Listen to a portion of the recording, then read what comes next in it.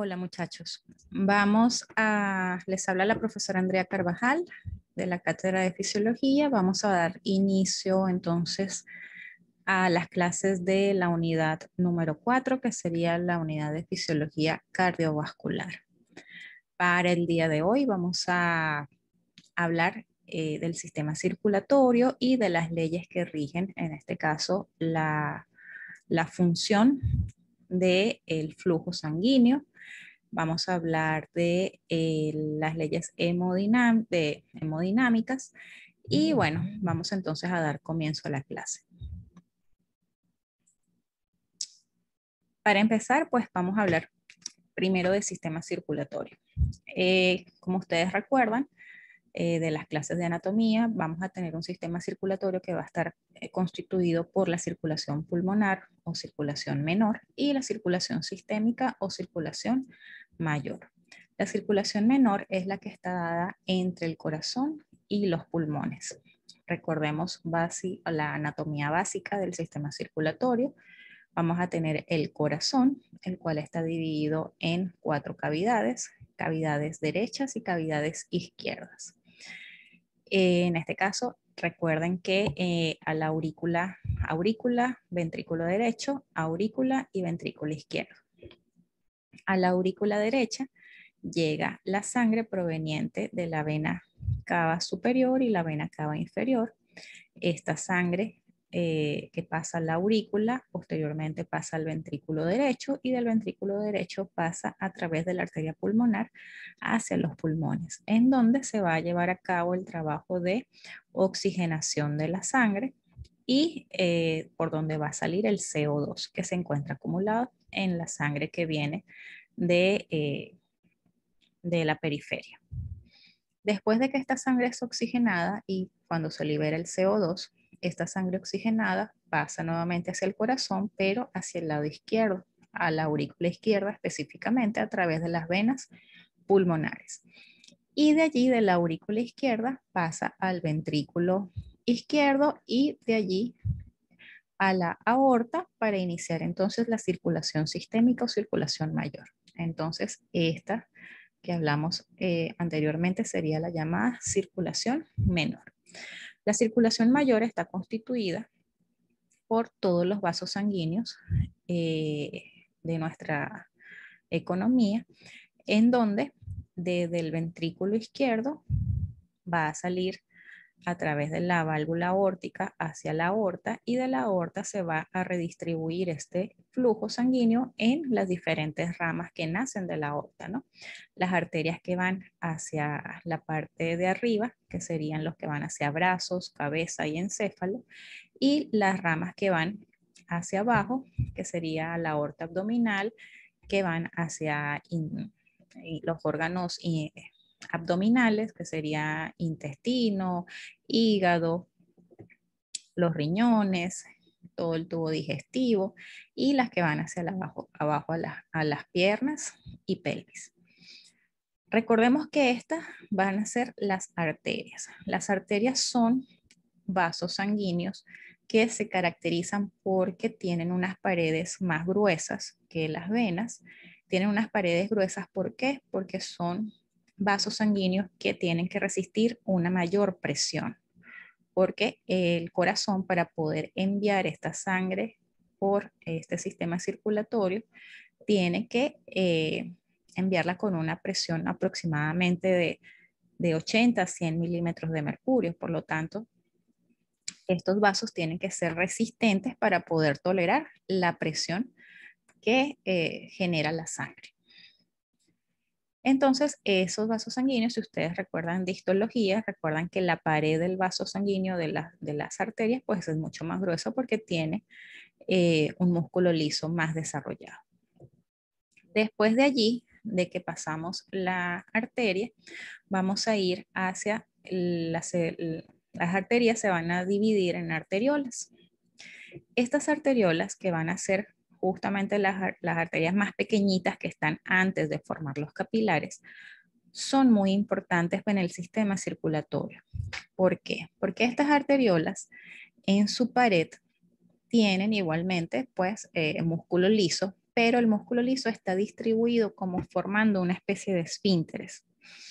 Por lo tanto, o eso le da la particularidad a las arteriolas que ellas pueden cerrarse o abrirse. En este caso, como estamos hablando de vasos sanguíneos, vamos a hablar de vasodilatación, si se abre el vaso o abre su luz, y si se cierra la luz, pues vamos a hablar vasoconstricción.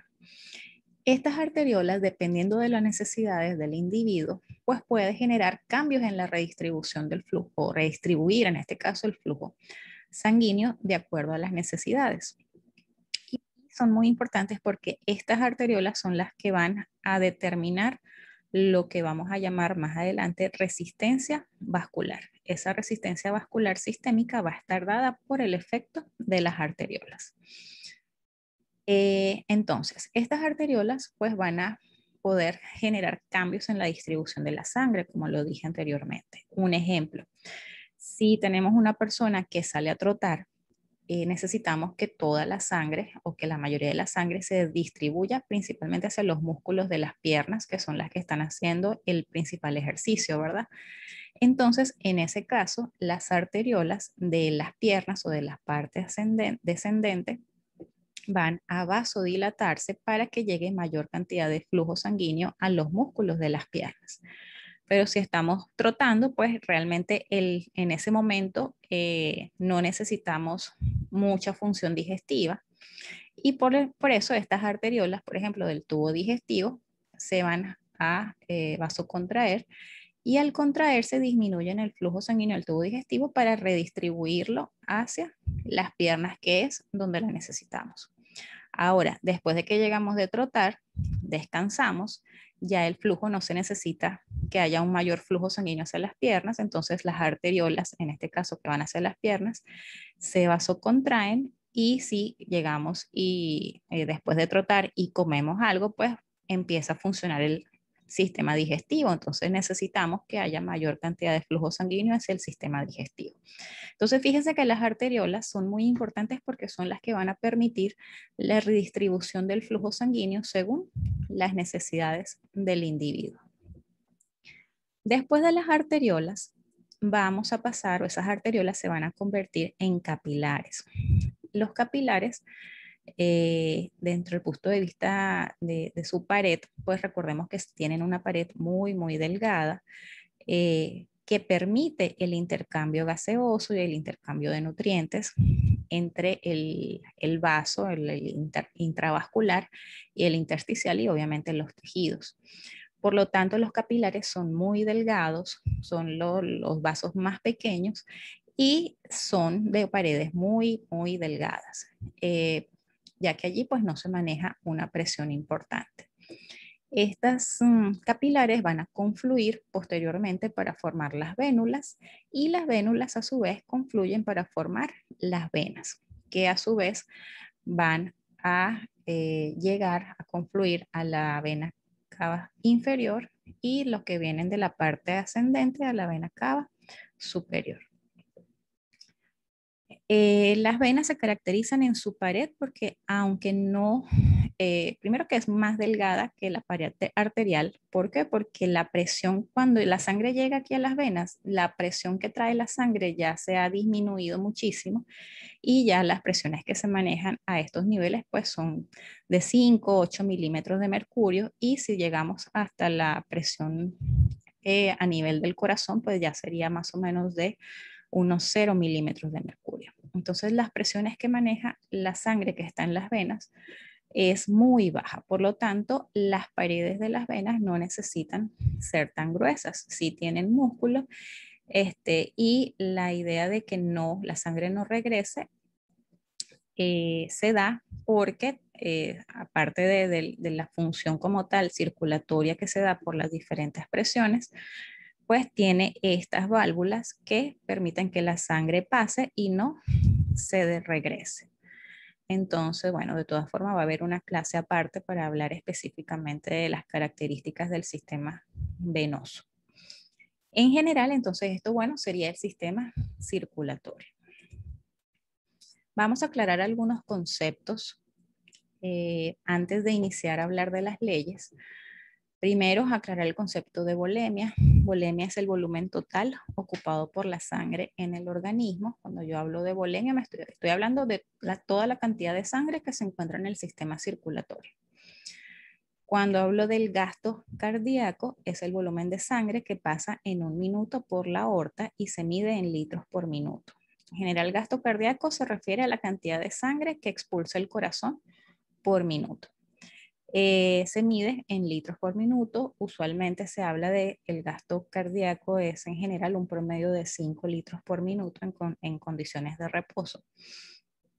El gasto puede aumentar, por ejemplo, durante el ejercicio o disminuir un poquito durante el reposo. Entonces, bueno, en general en reposo son 5 litros por minuto aproximadamente, dependiendo obviamente del peso del individuo y todo lo demás.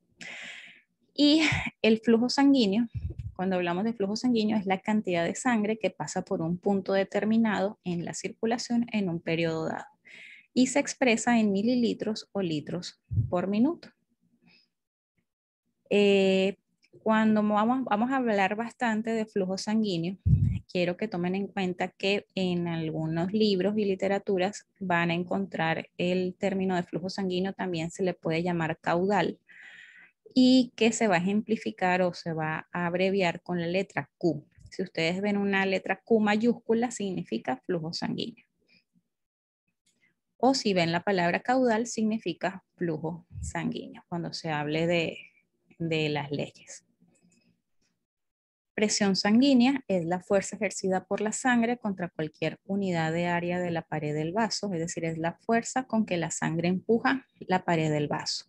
Y obviamente esa presión pues es mayor en los vasos sanguíneos arteriales que en los venosos.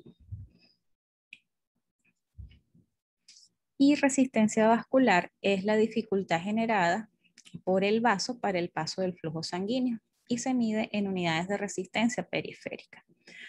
La resistencia vascular, vamos a ver más adelante, está constituida por varios factores, pero en general cualquier factor que impida el paso del flujo sanguíneo pues sería parte de la resistencia vascular. Una de las cosas muy importantes es que, como les decía antes, cuando hablamos de resistencia periférica, uno se refiere básicamente es al efecto que generan la vasoconstricción de las arteriolas para generar esa resistencia. Entonces, si hay una vasoconstricción, pues eso genera resistencia periférica o resistencia vascular. Pero en general, si hablamos de resistencia en general, son todos aquellos factores que impiden o que disminuyen o que generan algún tipo de retraso en el flujo sanguíneo. Entonces, para entender cómo es el funcionamiento del sistema circulatorio, los fisiólogos tomaron en cuenta lo parecido que era el sistema circulatorio a una red de tubos por donde fluía el agua. Recordemos que la ciencia que estudia esa parte de cómo fluyen los líquidos a través de unos tubos rígidos se llama hidrodinamia. A partir de estas leyes hidrodinámicas se pasan o esos conceptos son adaptados para el sistema circulatorio y es de donde sale la ciencia que estudia el movimiento del flujo de la sangre a través de los vasos sanguíneos y hablamos entonces de hemodinamia o leyes, en este caso leyes de hemodinámicas aplicadas al sistema circulatorio. Tomando en cuenta esto, tenemos que saber que muchas de esas leyes son o su base está planteada en tubos rígidos y líquidos ideales como el agua. Que muchas veces no se van a adaptar totalmente al sistema circulatorio. ¿Por qué? Porque el sistema circulatorio sí son unos tubos, pero no son rígidos, son tubos flexibles, elásticos, que tienen o manejan diferentes presiones dependiendo de si hablamos de la arteria o de las venas o de los capilares. Son dinámicos ya que pueden abrirse o cerrarse dependiendo de las necesidades. Y por otro lado, el líquido que fluye a través de ellos no es un líquido ideal, es un líquido que está formado por células, está formado por proteínas. Entonces tiene uno de los factores que no se toman en cuenta en otras leyes, que es la viscosidad. Entonces, tenemos que tomar en cuenta que aunque todos los conceptos se pueden aplicar en cierta forma, pues nunca van a ser exactos para hablar del sistema circulatorio. Vamos a empezar entonces hablando de el flujo laminar. El flujo laminar es aquel donde el líquido se desplaza en capas. Si nosotros imaginamos que este es el vaso sanguíneo, recuerden que este es un vaso sanguíneo, es un tubo cilíndrico o es un cilindro, y a través de él pues va a ir la sangre. La sangre se va a desplazar, como no es un líquido ideal, no se desplaza toda en un solo instante, sino que se va a desplazar por capas, en donde las capas del centro son las que van con mayor rapidez y en donde van a estar ubicados los elementos formes de la sangre, es decir, en donde va a ir la mayor cantidad de hematíes, de células de leucocitos y de plaquetas. Y son las que van más rápido y que por lo tanto forman como esta punta de flecha. Sobre esa capa de esta capa de líquida van deslizándose el resto de las capas hasta llegar a la periferia. Estas capas que van en la periferia usualmente son más o tienen más contenido líquido que de células y se caracterizan porque son más lentas que la capa que va en el centro. La capa que va en el centro pues no tiene ningún tipo de resistencia porque está rodeada de otras capas de líquido y por lo tanto puede ir más rápido. Mientras más cercana esté la capa hacia la pared del vaso, pues va a tener mayor resistencia a su flujo y por lo tanto se hace el flujo un poco más lento. Entonces, estas capas van a ir viajando y si se ve desde el punto de vista transversal, pues van a ser como unas capas concéntricas. Y se caracteriza porque es ordenado y silencioso. ¿Ok? Tenemos el flujo turbulento. En el flujo turbulento no hay deslizamiento de capas entre sí, es un flujo desordenado donde la sangre pues no tiene un orden y se caracteriza porque es ruidoso. Sucede cuando aumenta mucho la velocidad al pasar por una estrechez o al hacer un giro brusco o al pasar sobre una superficie rugosa. Por ejemplo, cuando viene la sangre de la aorta abdominal y se divide en la que va hacia ilíaca derecha o ilíaca izquierda. En ese momento hay un giro brusco de la sangre y allí pudiese de forma fisiológica haber algún tipo de ruido o como se conoce en la parte clínica, un soplo. La medida de la tendencia a la turbulencia se conoce como número de Reynolds. El número de Reynolds, la fórmula que constituye el número de Reynolds es la siguiente. Número de Reynolds es igual a velocidad por el diámetro del vaso entre el coeficiente de viscosidad y la densidad del vaso. La densidad de la sangre, perdón. Entonces, si alguno de estos factores se encuentra presente, vamos a tener que hay mayor capacidad o mayor posibilidad de turbulencia. Por ejemplo, si hay mayor velocidad de la sangre, vamos a tener mayor probabilidad de turbulencia. A mayor diámetro del vaso sanguíneo, vamos a tener mayor posibilidad de turbulencia. Y a mayor viscosidad de la sangre, la viscosidad más bien es inversamente proporcional. Entre más viscosa sea la sangre, menos probabilidad de turbulencia. Entonces vamos a tener algunas condiciones en donde vamos a tener mayor posibilidad de turbulencia o menor capacidad de turbulencia. Por ejemplo, si tengo un paciente que tiene un vaso sanguíneo en donde hay una dilatación, como por ejemplo un aneurisma, entonces supongamos que viene de un vaso donde vienen todas las capas ordenadas y de repente aumentó el diámetro, fíjense que este es uno de los factores, el diámetro del vaso sanguíneo. Es decir, si aumentamos el diámetro de ese vaso sanguíneo, de repente viene el flujo ordenado y se encuentra con una cavidad mucho más grande, pues va a generar un desorden en el flujo y allí pudiese ocurrir una turbulencia. Si aparte de eso, este paciente tiene el aneurisma, pero resulta que ese paciente está anémico y tiene menor cantidad de glóbulos rojos en sangre, esa disminución de los glóbulos rojos en sangre genera una disminución de su viscosidad o la viscosidad de la sangre, es decir, la sangre está más líquida. Si disminuye la viscosidad de la sangre y aparte tengo un diámetro de mayor radio, pues obviamente voy a tener mayor posibilidad de turbulencia todavía. Y así sucesivamente. Y si aparte esa persona, por ejemplo, está corriendo, al correr, pues el corazón se acelera, aumenta la velocidad del flujo sanguíneo, entonces tendríamos tres componentes que pudiesen desencadenar un flujo turbulento en ese espacio específico del que estamos hablando. Entonces, estos factores yo los tengo que tomar en cuenta porque son los que me van o me pueden dar la posibilidad de haber flujo turbulento y de acuerdo al paciente que tenga, si hay algún factor que pueda desencadenar o si yo encuentro un soplo durante el examen físico, pues puedo determinar cuál sería o cuáles serían los posibles problemas que estarían pasando con ese paciente.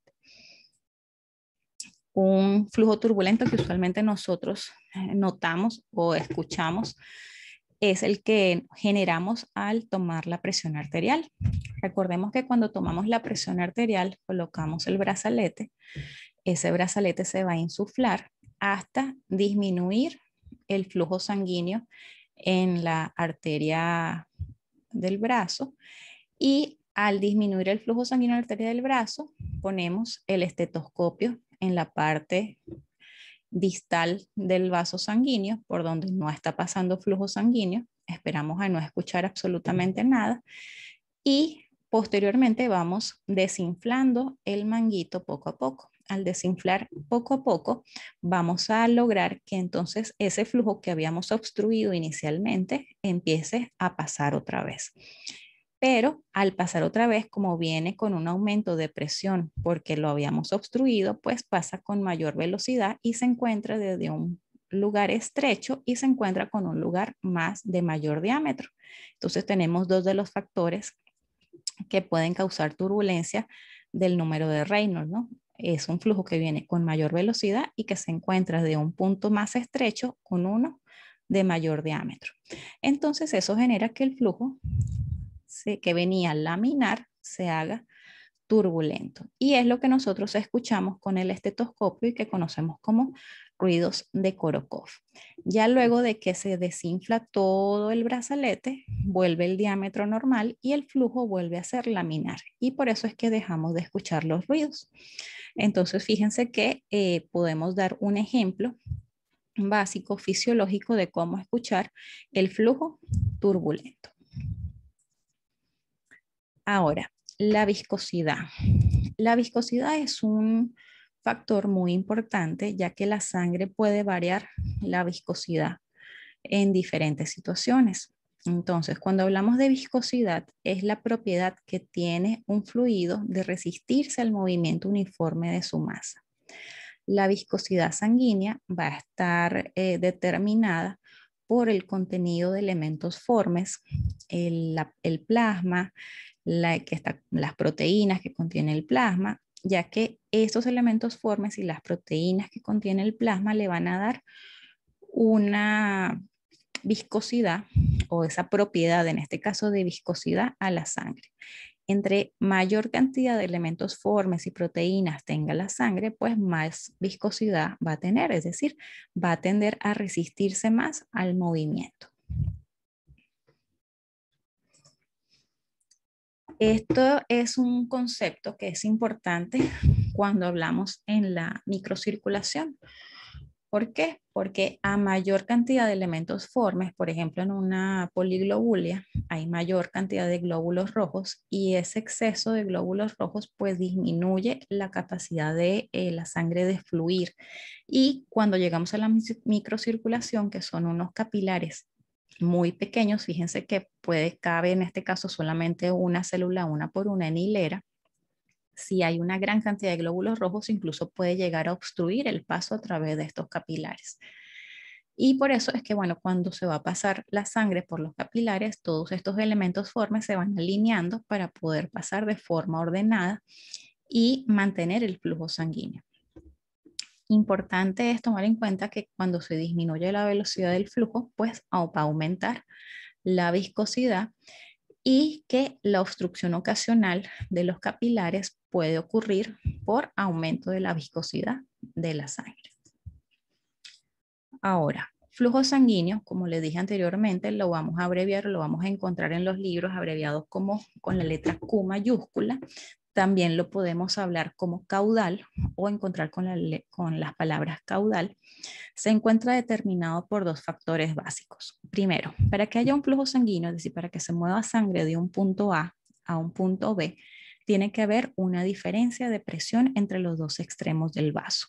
Ese lo vamos a llamar gradiente de presión. Y esa va a ser la fuerza impulsora que va a lograr que la sangre se mueva de un punto a un punto B.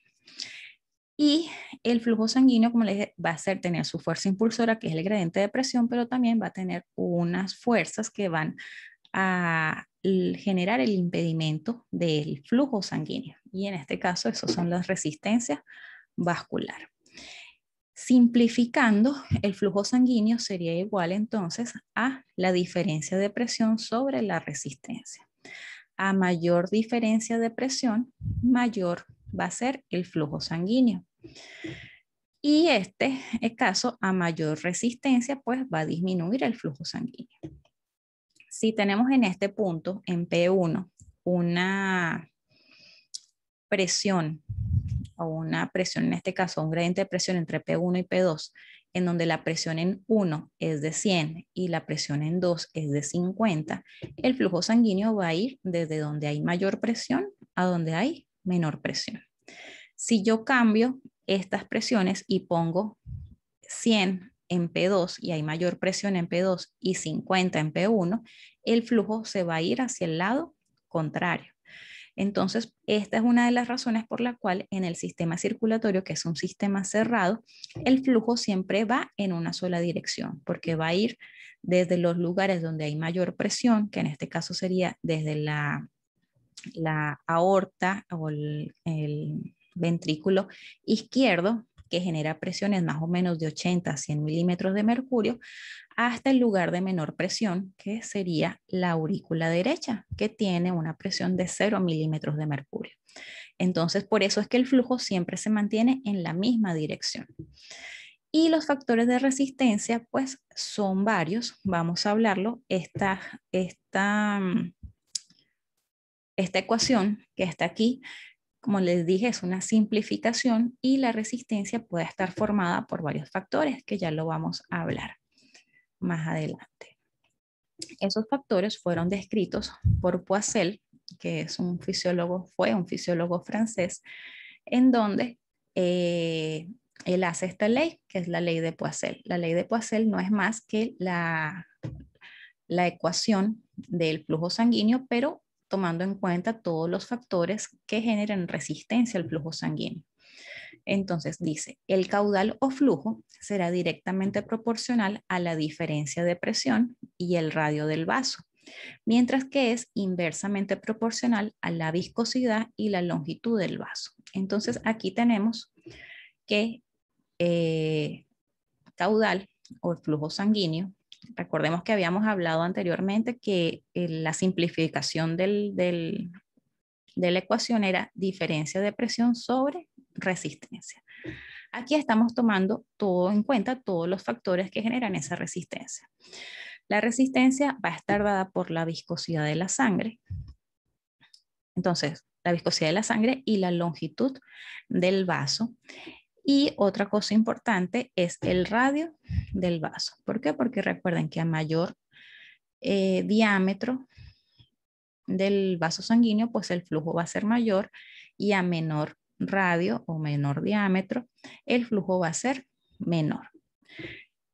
Los factores que integran la ley de Poiseuille van a ser caudal, que sería el flujo sanguíneo, va a ser igual a pi por diferencia de presión, es decir, diferencia de presión entre un punto 1 y un punto 2, el radio a la cuarta potencia, sobre 8, que es un número de integración o es un factor de integración, por la viscosidad, que lo vamos a encontrar con esta letra griega, y la longitud del vaso.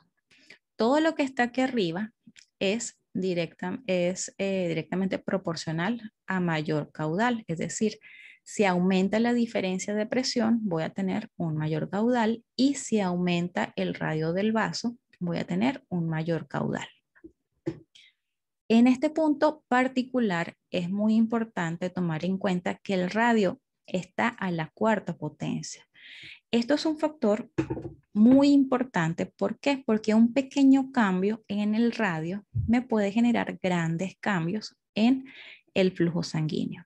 ¿Por qué? Porque está a la cuarta potencia. Es decir, un cambio solamente de 1 me genera 4 veces lo que estaría estipulado para 1. Ahora, en cuanto al 8, como les dije, es un factor de integración. La viscosidad, a mayor viscosidad de la sangre, menor flujo sanguíneo, y a mayor longitud del vaso, pues menor flujo sanguíneo. Entonces, tenemos aquí todos los factores que pueden generar o que pueden ayudar a mayor flujo o a menor flujo sanguíneo. Aquí vamos a ver un ejemplo de lo que sucede con el radio a la cuarta potencia. Fíjense que aquí en este vaso sanguíneo tenemos un diámetro de 1, tenemos una diferencia de presión de 100 milímetros de mercurio, o sea, en todos los vasos es la misma diferencia de presión, y lo único que estamos variando es el diámetro del vaso.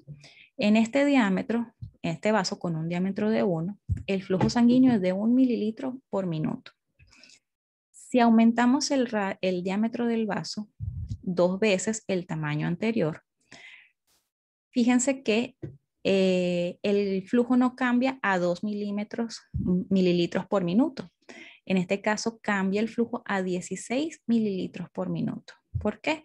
Porque el radio está a la cuarta potencia. Por lo tanto, es 4 veces el flujo anterior, o se multiplica en este caso.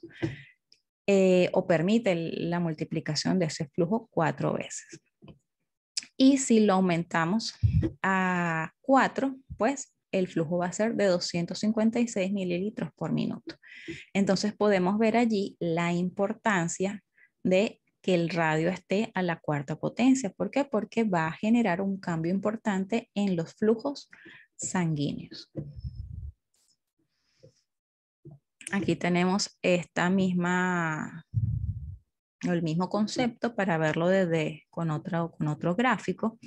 Tenemos este experimento en donde tenemos una cantidad de agua dentro de un tubo grueso, y ese tubo grueso está conectado con 2 tubos. Sin embargo, cada uno de estos tiene diferente diámetro. En este tenemos un radio A de 1, y en este el radio de B va a ser igual a 2. El volumen de A va a ser de 1 y el volumen de B va a ser 16. O sea, el flujo en este caso de lo que estamos hablando. ¿Qué pasa? Que el flujo, si lo tenemos aquí, el flujo va a ser igual a 1 sobre la resistencia. Entonces, en el tubo A, que es este que tenemos aquí, el flujo va a ser A1 sobre 1. ¿Este 1 de dónde salió? De la resistencia de 1. La resistencia va a ser igual a 1 sobre el radio a la cuarta potencia. En el tubo A tenemos que la resistencia va a ser igual a 1 sobre 4, que es el radio a la cuarta potencia. Ese 1 sobre 4 es igual a 1, 1 sobre 1 da 1. Por lo tanto, en el tubo A, el flujo va a ser de 1. ¿Qué sucede en el tubo B? En el tubo B, fíjense que el radio cambió de 1 a 2. En el tubo B, vamos a sacar primero la resistencia. La resistencia del tubo B va a ser igual a 1 sobre el radio, que es 2 a la cuarta potencia. 2 a la cuarta potencia es igual a 16. Entonces me daría un 16avo. Entonces, ¿qué quiere decir? Que la resistencia del tubo B es un 16avo de la resistencia que tenía el tubo A. O sea, es 16 veces menor que el que tenía el tubo A. Al disminuir la resistencia, por supuesto, si sacamos el flujo, vamos a tener que el flujo es igual a 1 sobre un 16avo, el flujo va a ser igual a 16. Entonces, fíjense cómo el cambio del radio puede generar un gran cambio en la resistencia y por lo tanto aumentar el flujo sanguíneo 4 veces más de lo que estaba esperado. Entonces, ese radio, la cuarta potencia, pues es una de las cosas más importantes para generar cambios en la distribución del flujo sanguíneo a nivel general. Otra de las leyes, aparte de la ley de Poiseuille, otra de las leyes que tenemos para el sistema circulatorio es la ecuación de continuidad. Debemos tomar en cuenta que la ecuación de continuidad solo se puede aplicar para un mismo segmento o vaso en donde el caudal entra a un lugar y el otro sea, entre un lugar y otro sea el mismo. ¿Qué quiere decir? Que esa ecuación de continuidad la tenemos que tomar en un vaso o tenemos que tomar en cuenta cómo se distribuye ese flujo sanguíneo para hablar de la ecuación de continuidad. La ecuación de continuidad establece que Q, recordemos que es flujo sanguíneo o caudal, va a ser igual a la velocidad por la sección transversal del vaso. Y explica por qué el caudal o flujo se mantiene constante. Nosotros vamos a hablar siempre en el sistema circulatorio y vamos a hablar de que el flujo se mantiene constante, así lo tome en cualquiera de los, si divido el vaso sanguíneo al que quiero estudiar, el flujo siempre va a ser el mismo en cualquiera de los 3 lugares. Por ejemplo, aquí tenemos un vaso sanguíneo. Resulta que ese vaso sanguíneo está dilatado en el medio y voy a medir el flujo o el caudal en 1, el caudal en 2 y el caudal en 3. ¿Qué me dice la ecuación de continuidad? Que el caudal en 1 va a ser igual al caudal en 2 y va a ser igual al caudal en 3. Es decir, que hay el mismo flujo sanguíneo en 1, 2 y 3. Sin embargo, fíjense que aquí hay una dilatación mayor. Entonces, ¿cómo se puede explicar que el flujo siga siendo el mismo si el diámetro del vaso es diferente? Y esto se explica ¿por qué? Porque el caudal de 1 es velocidad por la sección transversal de 1, caudal 2, velocidad de 2 por la sección transversal de 2, y el caudal 3 va a ser la velocidad en el punto 3 por la sección transversal de 3. ¿Qué pasa? Que esta velocidad va a cambiar dependiendo de la sección transversal del vaso. En este punto, que es el punto 1, que tiene el mismo diámetro, que tiene un diámetro menor que en este punto la velocidad va a ser mayor, logrando que el flujo se mantenga igual a cuando llega a este espacio más amplio, la velocidad disminuye, pero la sección transversal aumenta, logrando entonces que el flujo sanguíneo se mantenga igual. Y cuando llegamos aquí al punto 3, la velocidad aumenta y la sección transversal disminuye. Entonces se mantiene el mismo caudal. Por eso se llama ecuación de continuidad, en donde dice que el flujo sanguíneo se va a mantener siendo el mismo en cualquier punto que lo mida del sistema circulatorio, siendo un sistema cerrado, obviamente.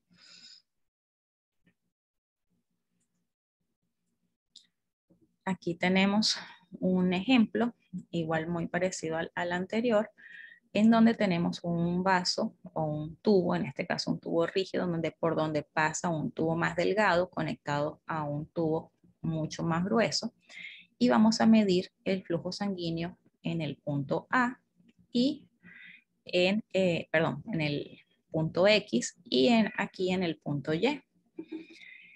¿Qué me dice? Que el flujo sanguíneo, tanto en el punto X como en el punto Y, es igual a 12 centímetros cúbicos por minuto.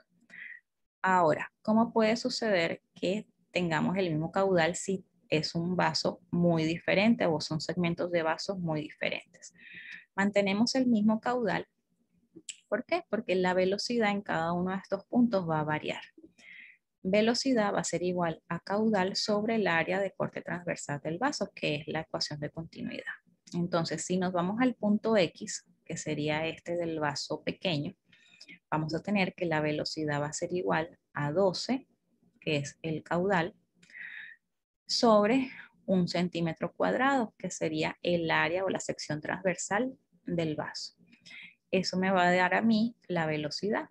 La velocidad del flujo sanguíneo en este punto es de 12 centímetros por minuto. Si lo voy a comparar con la velocidad de la sangre en este punto, entonces tenemos que en el punto Y, velocidad va a ser igual a 12, que recuerden que es el caudal, entre 12 centímetros cuadrados, que es la sección transversal del vaso. Esto me va a dar igual a 1 centímetro por minuto. Entonces, fíjense que aquí en el punto X la velocidad es mucho mayor que en el punto Y. Y este cambio en la velocidad es lo que permite que el flujo o el caudal siempre siga siendo el mismo a pesar de que haya diferencia en los diámetros del vaso sanguíneo.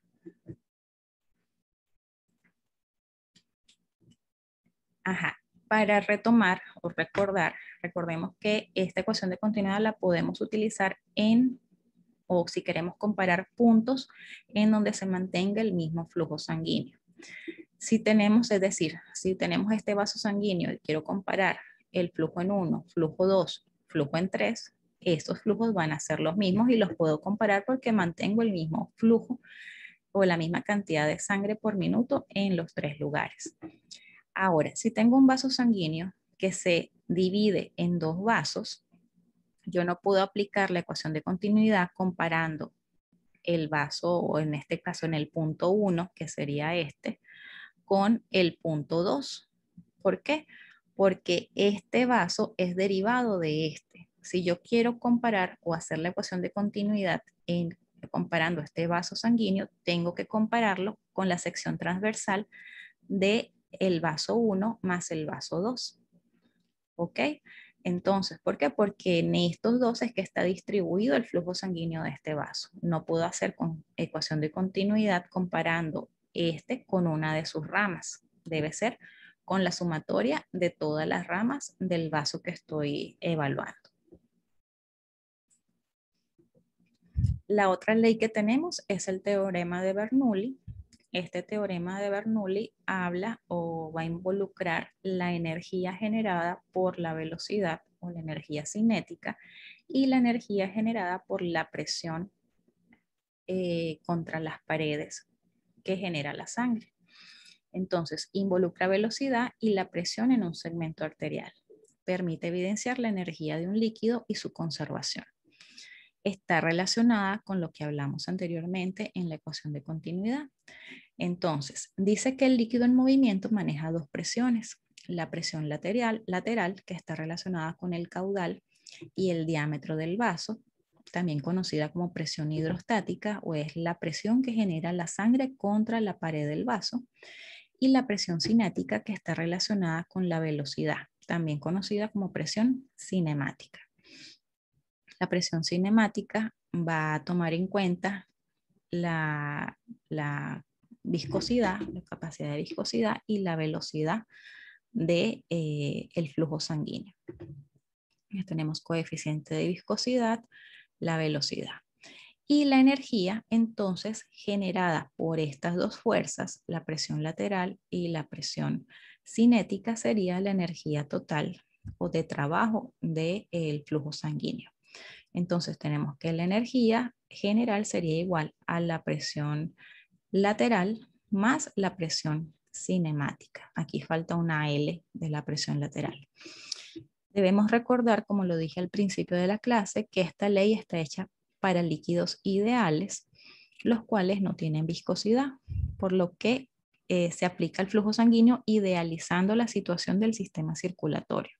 Entonces, esta es una de las leyes que realmente no se pueden aplicar en completo o completamente al vaso sanguíneo porque no estamos hablando de un líquido ideal. Pero me puede servir para imaginar qué sucede en algunas condiciones específicas de un vaso sanguíneo. Entonces, el teorema de Bernoulli dice que la energía de este flujo sanguíneo, pues dependiendo de por dónde pase, habla de la conservación de la energía. Entonces vamos a tener dos energías que va a ser la generada por la presión lateral y la generada por la presión cinemática. Estas dos energías van a ir cambiándose entre una o la otra dependiendo del flujo sanguíneo. Entonces, si volvemos al mismo ejemplo que teníamos en la ecuación de continuidad, tenemos un vaso sanguíneo en donde vamos a tener unos lugares más estrechos y otros más dilatados. Habíamos hablado que en los lugares estrechos había mayor velocidad y donde había mayor dilatación había menor velocidad. ¿Qué dice el teorema de Bernoulli? Que la energía de ese flujo sanguíneo va a ir variando dependiendo del lugar por donde esté pasando. En este punto, por ejemplo, que es más delgado, en donde hay mayor velocidad, va a predominar la energía cinética sobre la energía que genere la presión lateral sobre la pared. Mientras que cuando llegamos a este punto, la energía lateral va a predominar o va a ser mayor que la energía cinética, porque recuerden que aquí la velocidad disminuye. Y cuando volvemos a pasar al lugar más estrecho, va a predominar nuevamente la energía cinética sobre la energía de presión lateral. Entonces aquí tenemos la presión cinemática, está esquematizada con las flechas azules y la presión lateral con las flechas amarillas. En este segmento, que es más delgado, va a predominar la energía cinemática y la presión lateral va a estar disminuida. Y cuando llegamos al punto más holgado, la presión lateral va a predominar sobre la presión cinemática.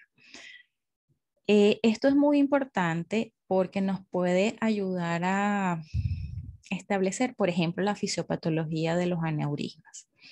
En los aneurismas, las aneurismas son una dilatación patológica de un vaso sanguíneo.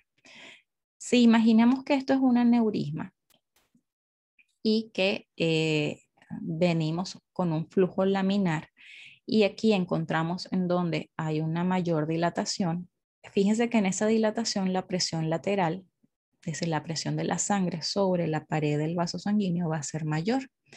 Si esto se mantiene en el tiempo y se mantiene, si tengo una pared debilitada y mantengo la presión lateral continuamente sobre esa pared se va a seguir dilatando, generando así un círculo vicioso en donde voy aumentando más la presión, voy dilatando más el vaso y por lo tanto voy disminuyendo más la presión cinemática y aumentando más la dilatación, aumento más la presión lateral, que con el tiempo incluso la presión lateral puede ser tan fuerte que puede romper el vaso sanguíneo o la pared del vaso sanguíneo.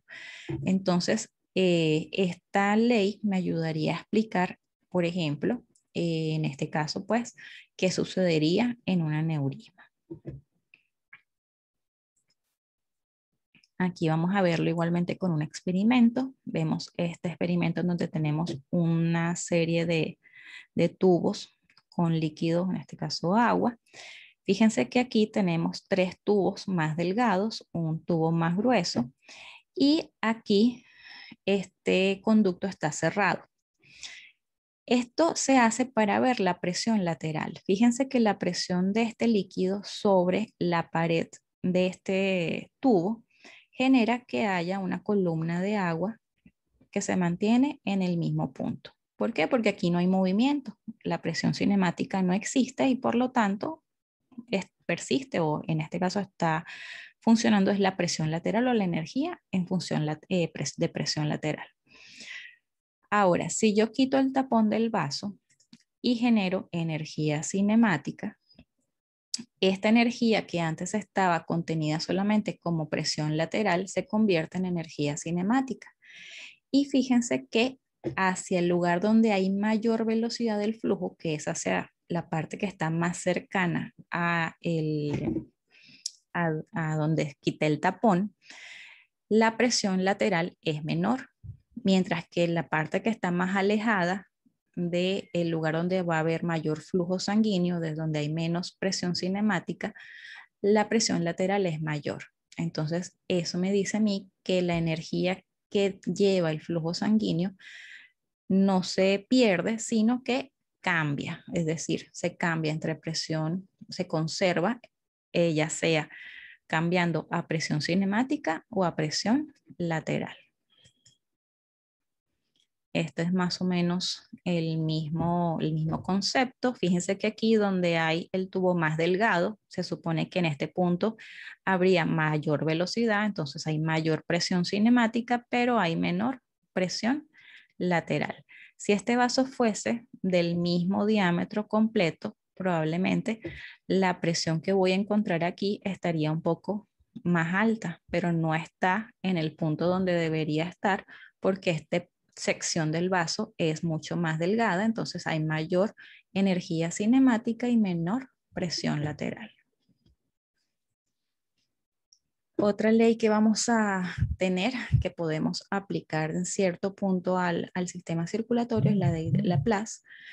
En este caso se habla de que el producto de la presión por el radio es igual a la tensión. Si tenemos este vaso donde tenemos un flujo sanguíneo, vamos a tener que la presión es la presión que va a estar dada por la sangre contra las paredes del vaso. Y la tensión es la tensión que está dada por la pared del vaso contra la sangre. Entonces, el radio va a depender del equilibrio que exista entre la presión de la sangre, o sea, de la fuerza de la sangre hacia las paredes y de la fuerza que tenga la pared hacia la sangre. Entonces, el radio va a depender de estas dos presiones. Porque recordemos que el vaso es una estructura elástica y bueno, el radio va a variar dependiendo del equilibrio que exista entre estas dos. Esta ley es más utilizada o es más fidedigna cuando se habla de una estructura esférica. Sin embargo, en parte puede ser adaptada al sistema circulatorio y la vamos a ver también cuando veamos la parte de respiratorio, porque el alveolo también se rige por esta ley o la expansión del alveolo. Pero en general lo que habla es que bueno, el radio pues va a estar determinado por estas dos fuerzas, la presión que está dentro del vaso y la tensión que se genera en la pared del vaso sanguíneo. Vamos a... Ay, se me fue. Vamos a continuar entonces en el próximo, la próxima clase, en el próximo video, vamos a continuar entonces hablando de el sistema circulatorio.